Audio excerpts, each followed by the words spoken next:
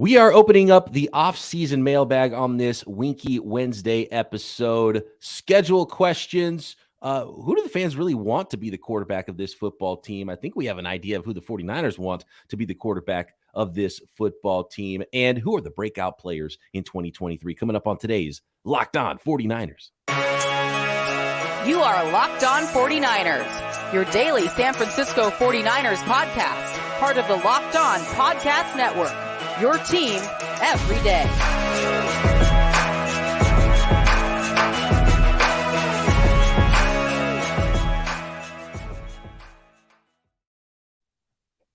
Welcome to Locked On 49ers. Brian Peacock and Eric Crocker with you as always at BD Peacock, at Eric_Crocker on Twitter. Thanks to everybody for making us your first listen on the Locked On Podcast Network.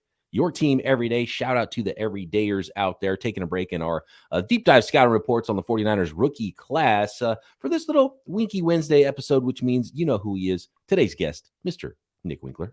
Nicholas Winkler, come on down. Can't believe it. Wow.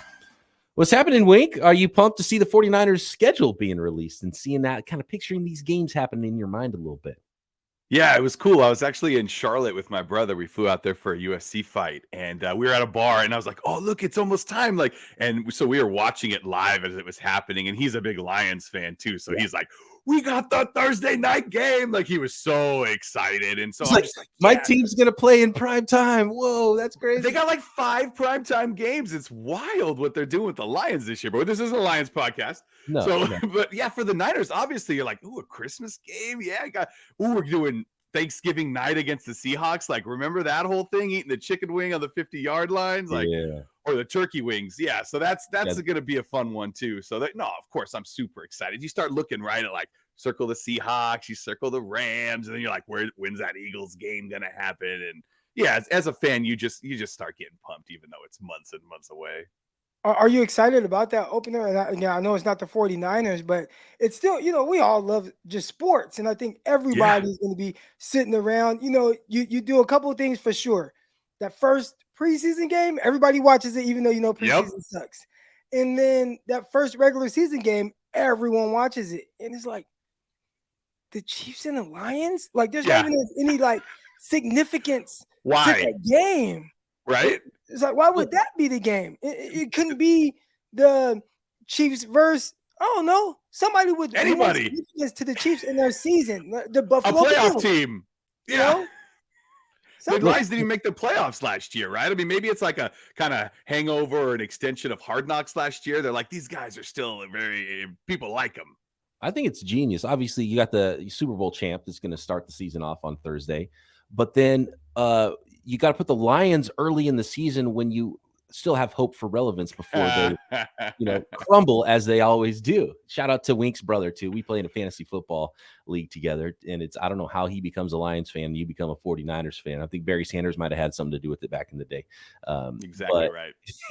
Yeah, that's pretty wild. By the way, for those of you who don't know, new listeners, not an everydayers, become an everydayer, by the way, on YouTube and wherever you get your podcast. But today's guest, Mr. Nick Winkler, my former radio colleague. We used to work in the radio biz back in the day in San Francisco, and I had a 49ers podcast that was a precursor to Locked On 49ers. So we'd like to get the voice of the fan, as we call him here, weekly on the podcast. I do have a question about the schedule, guys, from a listener on Twitter. Ben says, Warren Sharp just now pointed out the Niners playing Cleveland, Cincinnati, and Jacksonville, all 3 of those teams coming off their bye in a span of 3 games in 4 weeks. Is that overrated, or is that a cause for concern, getting 3 well-rested teams off of their bye over the course of 1 month? That's a tough stretch, I think, right? I mean, you don't want to take on a team who has 2 weeks to play against you, right? They're rested. But then again, you look at the flip side, and then you try to find the positive, and you're like, well, they're going to be rusty. They didn't play it in 2 weeks and this and that. And do any of those teams really scare you? I mean, Jacksonville, yeah, they look like they could be a good team, but I mean, what are the teams again? Oh, Cincinnati. Cincinnati's definitely. Sure. You know what? The Cleveland Browns, I don't know what to expect from them, but now that some of the weirdness with Deshaun Watson has calmed down and he gets a real full offseason and a real full season playing football again, and there's some talent on that Browns team. All 3 of those games could be tough ones. And yeah, on one hand, you don't want a team to have 2 weeks to prepare for you, but on the other hand, I think that rust is a factor with those games, and I don't think the record for teams coming off of bye is all that great. So 3-4, you don't really love, but I don't think it's a problem. 49ers handle their business, right? Croc, it's this season's more about the 49ers handling their own stuff and figuring out their quarterback than it's worrying about who the opponents are, I think. Well, I think when you look at the 49ers schedule, I think there's some teams on there that we assume will be bad, but they've been good.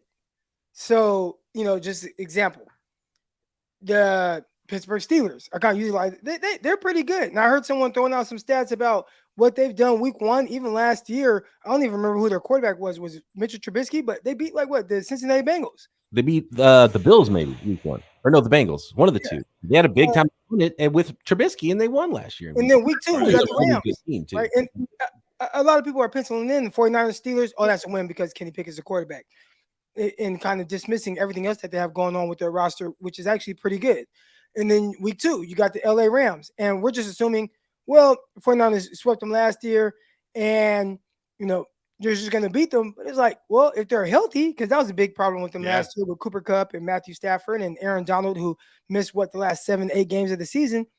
I mean, maybe they're good again. Like, you just don't know. McVay has had that team ready. That was the only year that they've had a losing record over McVay's tenure. Then you got the New York Giants on Thursday Night Football. Great in the sense of 49ers first home opener. That's a short week for them, and it's at home. But the Giants were a playoff team, and could they be better, right? Because a lot of times, let's say 49ers, if they haven't made the playoffs in a while, they make the playoffs with the first-year head coach. What are you thinking? Oh, next year, we should be really starting to cook, right? Especially with Daniel Jones. That was his first time getting really good coaching. So I feel like there's a lot of those type of games sprinkled all throughout, which we pencil in as wins.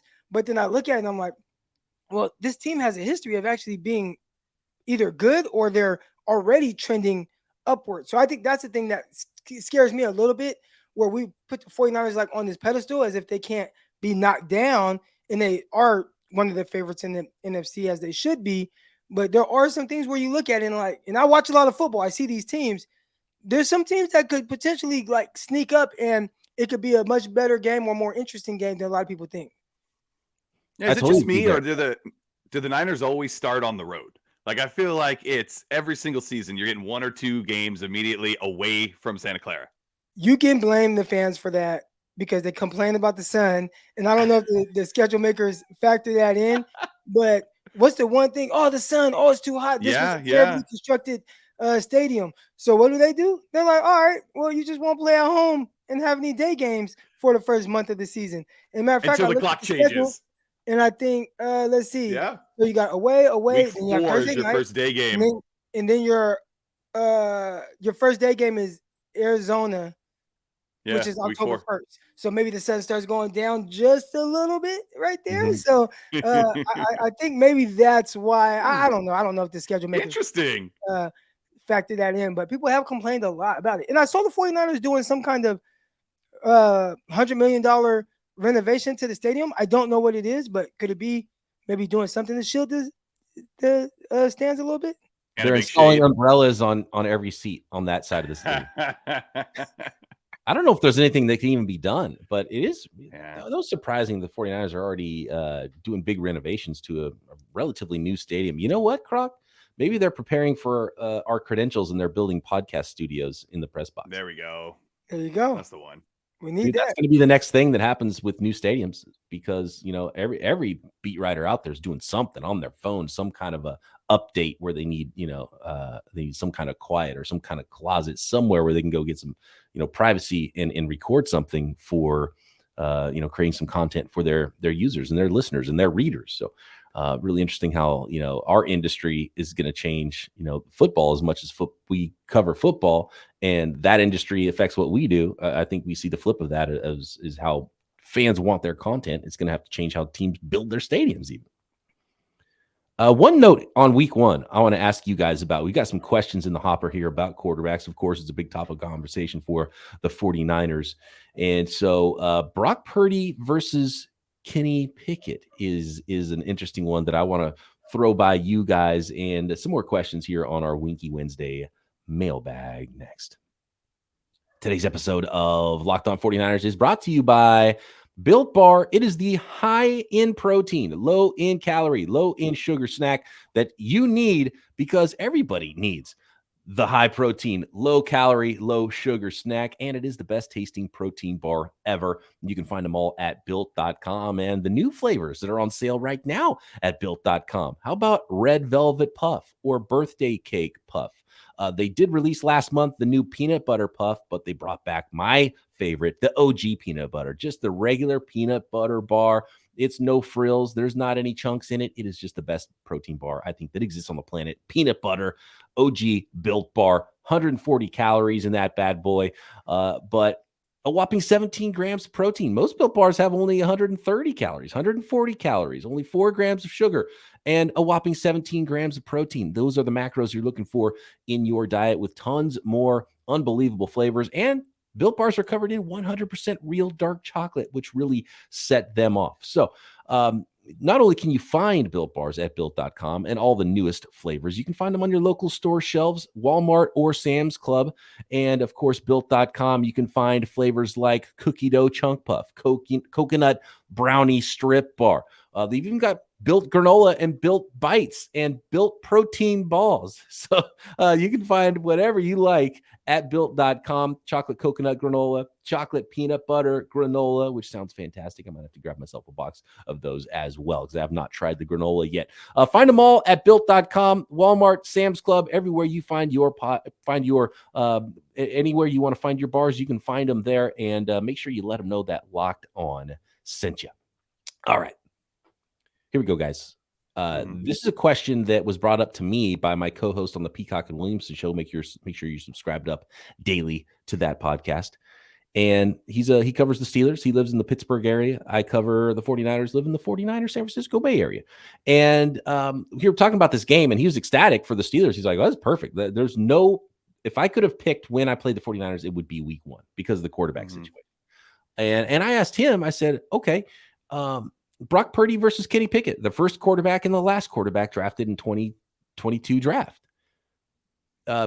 In their performance last year, Brock Purdy was better. But Kenny Pickett, was the first round pick for a reason, bigger, better arm. I asked Williamson, I said, who would you rather have, Brock Purdy or Kenny Pickett? He's like, oh, it's not even close. I would take Kenny Pickett all day long. You drop Kenny Pickett on the 49ers, and they are golden. You drop Brock Purdy on the Steelers, he might have had, some problems. He doesn't have quite as many weapons, and you don't get Kyle Shanahan. So what do you guys think about that idea? Kenny Pickett or Brock Purdy? It's hard to argue it, right? I mean, Purdy is surrounded by some of the best at their positions in the NFL, and you got this offensive guru in Shanahan that he's been studying under. But who's to say that he doesn't go to Pittsburgh and give that same kind of 100% devotion and focus to that offense and could take it over and bring the best out of a Najee Harris or Deontay Johnson, these guys who severely underperformed last year. Maybe that was Pickett's fault.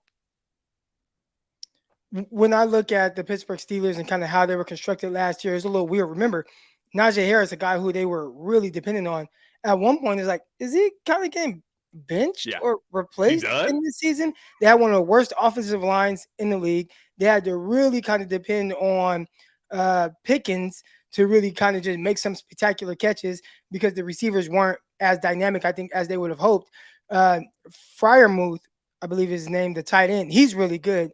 But Watt, he missed a lot of this season. So you didn't have this defense that can really kind of carry you along. So I would say I don't know who's just better out of the two quarterbacks, but the Pittsburgh Steelers last season was definitely a team that didn't afford you the same opportunities as the 49ers team as a whole.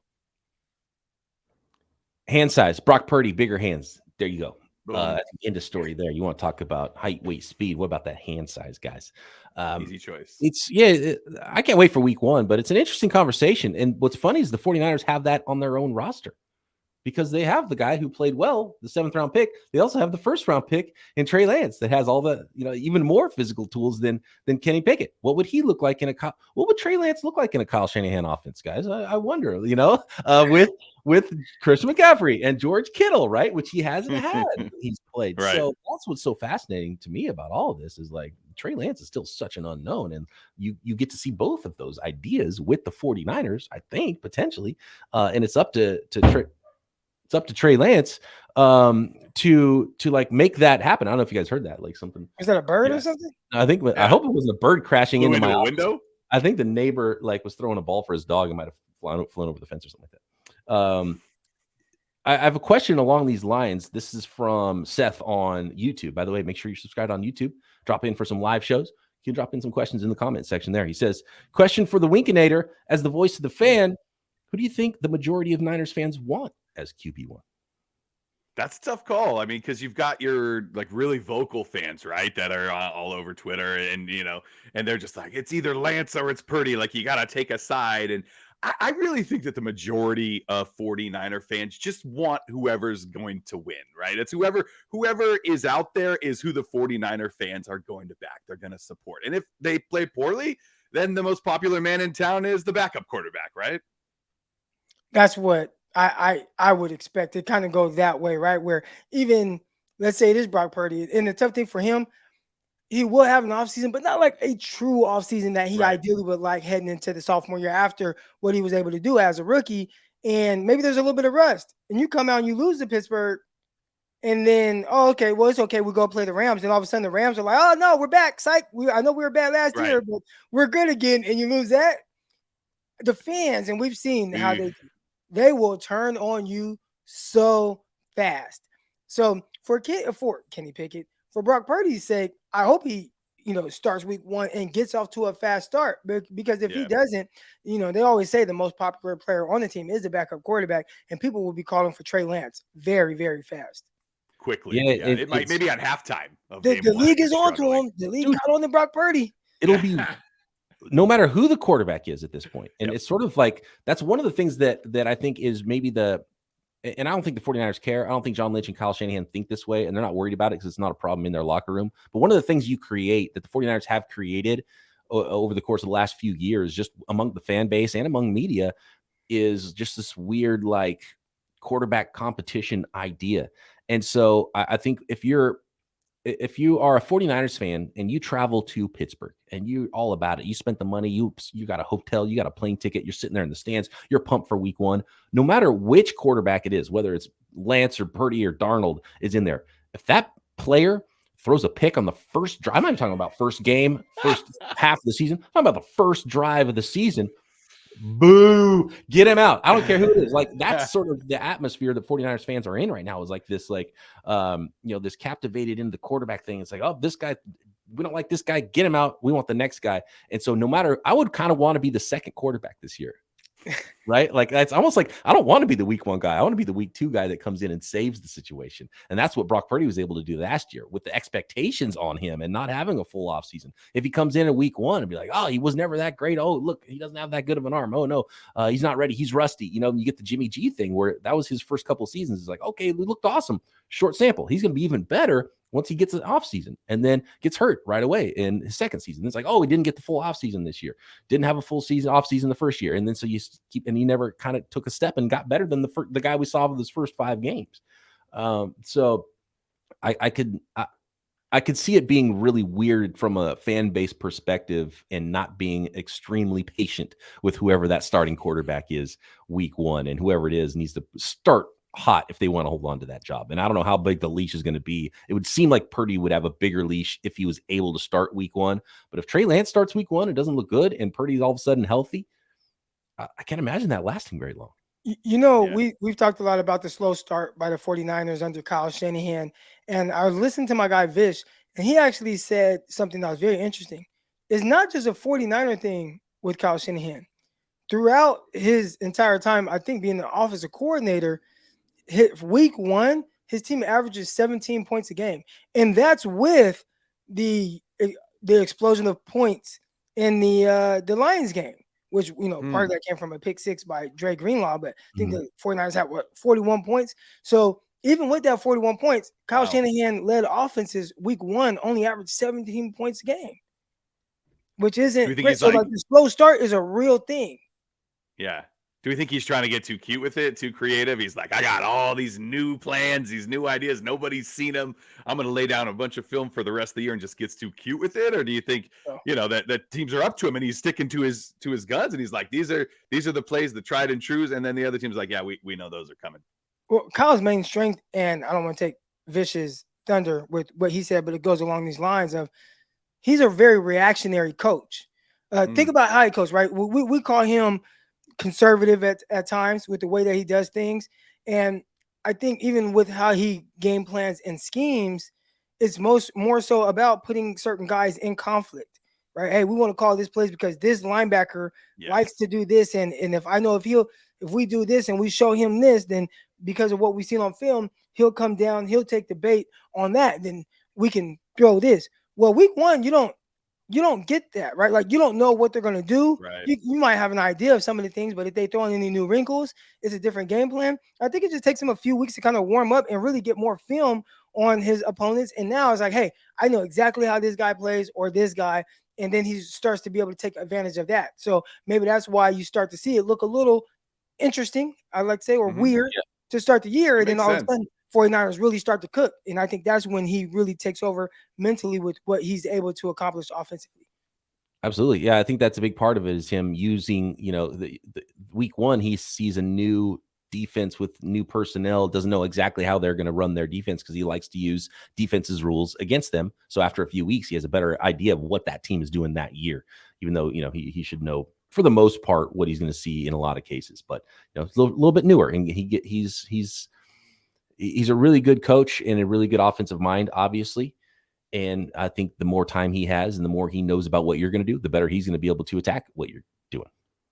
So in other words, pump the brakes, right? If quarterback comes out and struggles early, like just give him some time, give him a couple weeks. I will credit Kyle because he hasn't had a quick hook in the past either, because he's had his quarterback and his guy, and he was only changed basically because of injury with quarterbacks. But this year might be a lot different if he knows that Brock, we're just kind of waiting for him to be ready and giving Trey a little time to start at the beginning of the year, or Darnold, whoever it is.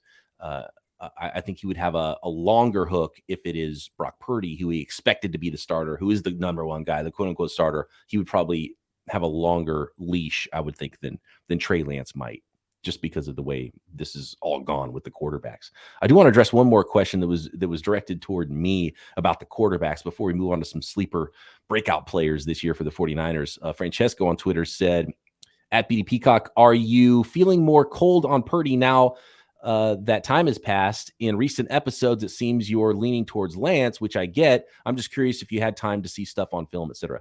No, it's not being down on Brock Purdy at all. I'm just, it's just such a small sample for all these guys that I just don't think we know quite enough and have seen enough.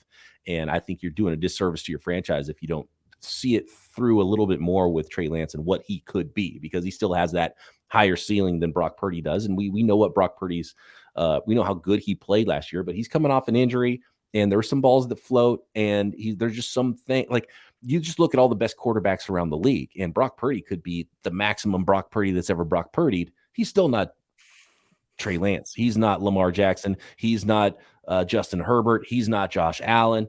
He's not even Jalen Hurts, right? So you start stacking your team up, and it's like, okay, cool. You got a really good quarterback. You get into the Super Bowl, you're not going to win a firefight with Josh Allen or with Patrick Mahomes. So that's where I explain that though, Peacock, because I think people can look at maybe points that the 49ers have scored with him at quarterback, and you see an influx in the numbers, and you're like, well, the numbers say he's scoring this many points. But again, when especially as you get kind of deeper and you're in the playoffs, the opponents start getting really tighter.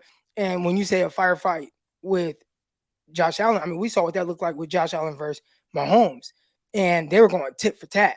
Yeah. Where it's like touchdown, touchdown, touchdown, touchdown, that is them, right? Like you just look at the quarterbacks and you see what they're doing.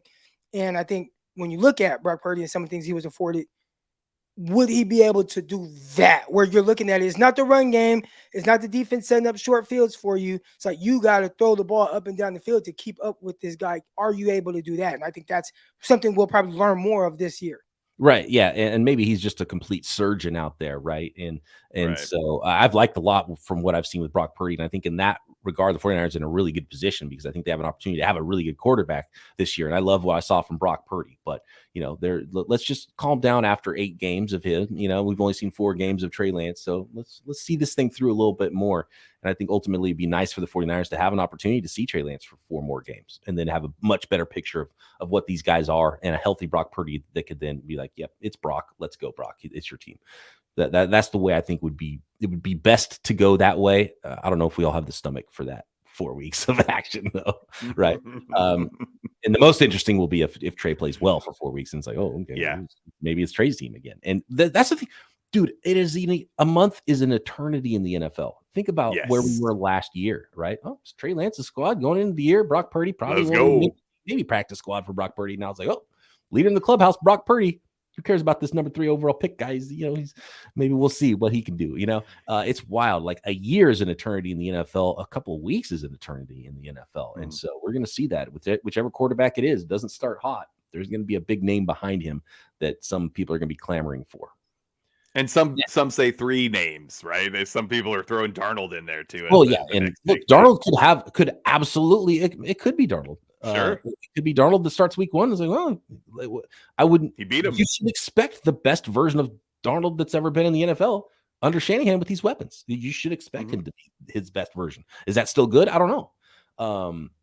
Because it hasn't been good. His old versions weren't good. So maybe better than that is still bad. But we'll see what Darnold is. That could be, and be like, oh, Darnold found a guy, Use that franchise guy. Next, I want to talk about a couple of, we'll each pick one breakout player in 2023 next. Thanks again, everybody, for making Locked On 49ers your first listen every day. Shout out to the everydayers, Croc and I, continuing with our post-draft deep dive breakdowns on all the 49ers rookies, draft picks, and undrafted free agents as we get ready for training camp with you every day here on Locked On 49ers. Okay. I'm going to go first, and I'm going to cheat. And I'm going to say breakout player, Trey Lance, since we just talked about it. That doesn't count, though. I think we need to pick more sleepery players than that. I just wanted to throw that one out first. Wink, you're the visitor, so you go first. How about Drake Jackson? How about a guy who is going to have every opportunity to start, right? Opposite Nick Bosa. He's going to have every chance to get not double teamed, to get that weak side, to get the no attention coming his way. And maybe Wilkes can bring out the most in him, and he can come out and get a double-digit kind of sack year. I like it. Trey Lance Drake Jackson is a really good one because I think one thing that gets lost as we go through this portion of the offseason, and you're so pumped on the rookies and you're talking about all the rookies, and it's much more likely that the second year guys take a leap than the rookies just jump in right away and are superstars. So I think year 2 is where I'm going to go with mine, unless Croc steals mine. Croc, what do you think about a breakout player here in 2023? Well, hopefully I don't steal your guy, but I am staying along those same lines of a year 2 guy, and I think it's Samuel Womack. And, I think at the cornerback position, 49ers fans are kind of looking like, oh, man, who's that CB1? I think there will be a battle. I think the leader in the clubhouse is Deommodore Lenoir. But, man, Samuel Womack, a guy who has tremendous speed, tremendous length, not the tallest guy, but has those long arms, and he has big-time playmaking ability. I think the game was just moving a little too fast for him early on. And, man, you could put him on the outside. I know he's only 5'9", 5'10", but put him on the outside with that length, that speed. I think he's the guy, and we've seen that with 49 players take that year 2 leap. I think it would be Samuel Womack. And it's funny because it seems to always be the player that you're not really expecting. Like last year, it was Aaron Banks, and it was like, oh, Aaron Banks couldn't even get on the field as a rookie. That might be a bust of a draft pick. And all of a sudden, he's like, put in the work, and he was ready to go, and back at his old spot. And it's funny because Samuel Womack, it's almost like, man, because you hear Steve Wilkes talk about Isaiah Oliver, and they're like, oh, we wanted to get the best, slot defender we could, and we thought we got the best one in Isaiah Oliver, and they signed him as a free agent. It's like, well, you just had a 5th round guy who looked pretty good, I thought, as a rookie, especially early in Samuel Womack. But Croc, you're talking about him as an outside guy even more than a slot, so that's an interesting one. And look, Deommodore Lenoir is 5'10" too, so it's not like Lenoir has a size advantage over Samuel Womack either. Right. Interesting. I like that one a lot. I like the fit got, from a Peacock? schematic standpoint too. I mean, a guy who could play off, he could play press, and he can run with guys vertically with no issues. And I think there is one question mark with Lenoir, and I think he played well last year. And we saw the playmaking ability in the playoffs where he had multiple interceptions. Yeah. But man, that vertical speed is the one thing where, and I always say, you don't need it until you need it. Right. There's sometimes guys just getting on top of him just a little bit too much.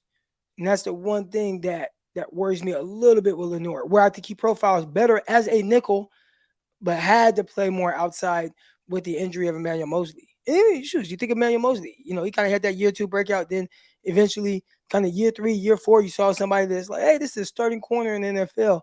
And that's who I'm banking on Samuel Womack being. I like Samuel Womack. And I wouldn't put it past him that he beats out Oliver for the slot job either. I mean, I like the lot of what I saw from Samuel Womack.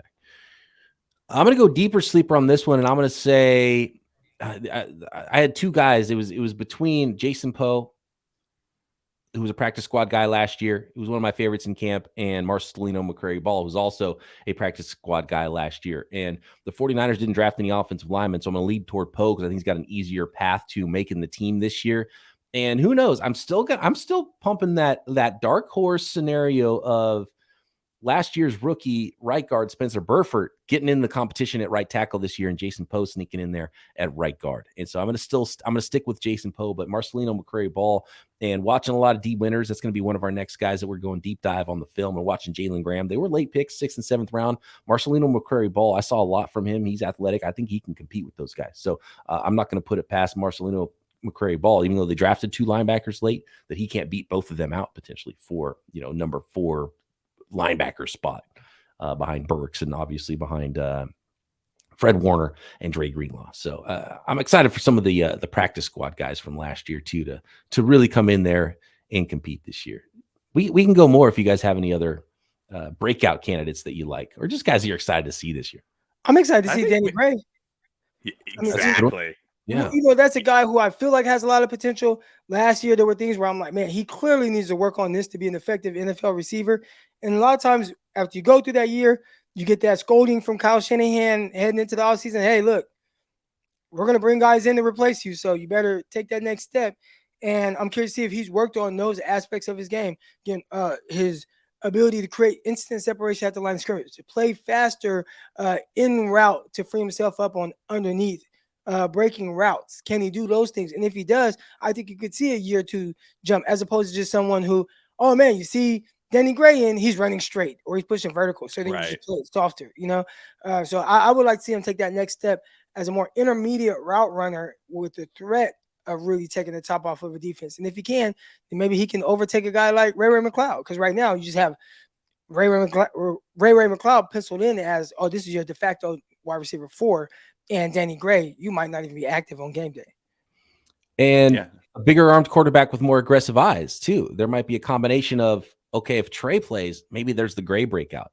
And if someone like Brock Purdy is the guy all year long, then maybe it's a different sort of a breakout player.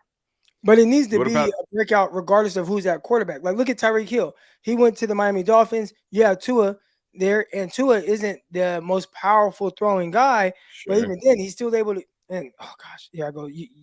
I'm throwing out Tyreek Hill and talking about Danny Gray in the same sentence. Danny Gray. I'm just saying same guy. Someone who you assume, oh, he just takes the top off of defense and he's just powerful arm quarterback. But it's like, nah, man, you can have speed. That's the comparison there. Speed. You can have speed, but still win with a guy that doesn't have the biggest of arms. So that's the part. Because if Brock Purdy is going to be your guy long term, then that's the arm you have to deal with. Yeah. So as an NFL player with an opportunity, you have to make the best of that. And it starts with you looking in the mirror and figuring out what you can do to help yourself more underneath. So it could be that, and it could be rookie receivers just struggle in Kyle Shanahan's offense typically. Yeah, that's a good call. What about like an Elijah Mitchell breakout, like where he stays healthy, gets all those goal line carries because McCaffrey's not going to get it. And he has like a Jamal Williams kind of year where he scores like 12, 13 touchdowns.